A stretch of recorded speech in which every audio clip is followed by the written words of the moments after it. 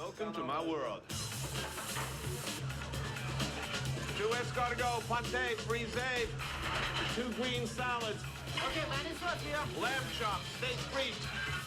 Shouldn't you be doing something? Many of you might remember this iconic intro, and even though it wasn't long-lived, it was the beginning of what was to come. I almost asphyxiated in a freezing tent with my crew, not too far from the DMZ and what they call here the American War. I hope that'll never change. Ma'am. Gracias, doña. The taste of this thing, sublime. I love this.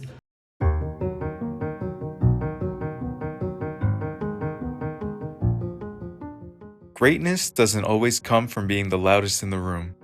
Sometimes it comes from listening, curiously, hungrily, and fearlessly. This story follows a man who didn't chase fame or greatness, but had it come to him in the search for flavor, humanity, and truth. This is the story of Anthony Bourdain, a man who showed the world that you can find the greatest parts of culture within its people and its food. Before the show, the books, and many of his interviews, Anthony Bourdain started out as a regular line cook. He began his career as a dishwasher during a summer job in Provincetown, Massachusetts. He soon moved up to being a fry cook and fell in love with the culinary field, leading him to drop out of college and to attend the Culinary Institute of America. During his time there, he mastered his crafts and began to gain the ego of any soon-to-be great culinary icon. After graduating in 1978, he spent the next 2 decades working in various New York City kitchens, including the Rainbow Room, the Supper Club, and Les Halles, before eventually becoming the executive chef at Brasserie Les Halles.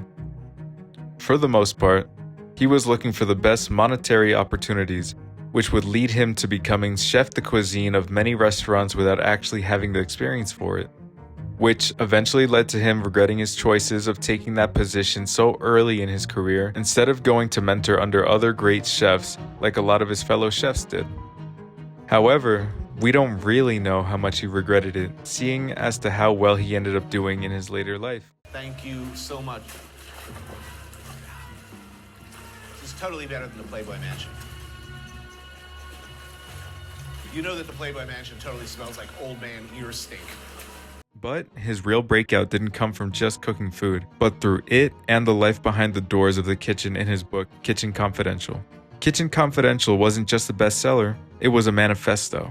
It pulled back the curtain to the restaurant world and revealed the grit behind the glamour. It spoke of the rights and wrongs that he and other restaurant workers, especially the chefs, had to deal with.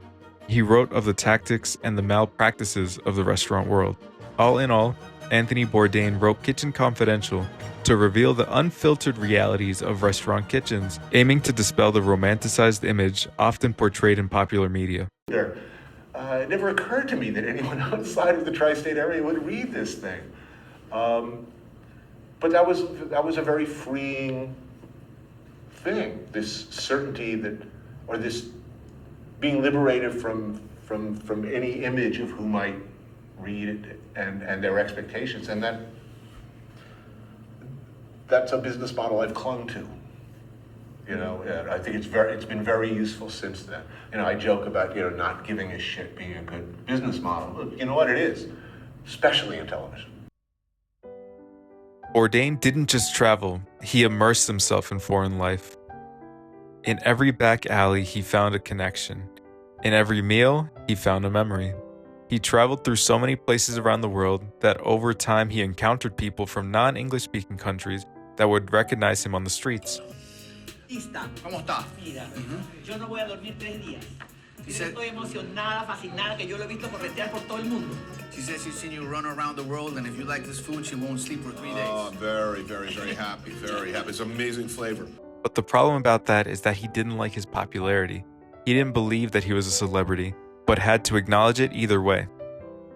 Personally, I believe that the best parts of his travels is when he goes to developing nations, especially ones that people really haven't even heard of or know nothing about. He wasn't the kind of person that would go seeking to try the strangest things like bugs, rodents, and other weird animals just to get better publicity for his shows. No, he did it to immerse himself in the culture of those around him. I remember seeing in his Namibia trip that he had to eat one of the grossest meals that he's ever done on the show, which ended up being a wild animal that they caught, in which they ended up offering him the rectum of the animal without it being cleaned and properly cooked. But he did it because the tribe was offering it up to him because it wasn't something that they eat every day over there. And it was seen as a prized meal to them. It was something special. And I think that it's something that most people wouldn't even be able to fathom or expect to think that someone would offer them in a foreign country.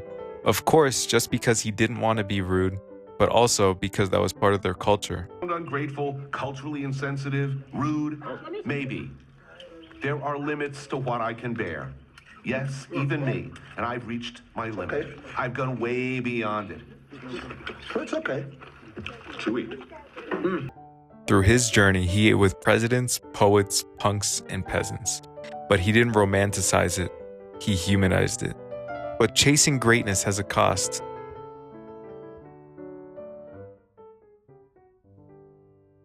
For all the joy that he brought us, there was darkness. Bourdain was a man of contradictions, sharp and gentle, cynical and kind, always searching, rarely at rest.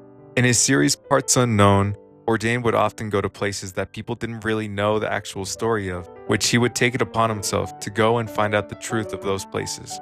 Whether it was to get the story of how many countries and cities are affected by gangs and cartels, the poverty and trash-stricken cities, or rural life and how politics can play a role in those topics. All in all, he had a lot of dark topics that he had to learn about and deal with while being out understanding people and civilizations. But it wasn't just the areas around him that would affect his well-being. Bourdain would often go through a lot of mental health issues from being out so often. He would be separated from his wife and his daughter for long periods, let alone be exhausted from all the restless days of filming and traveling, which for someone in their 50s isn't easy to do, especially for someone who smoked for 38 years of his life.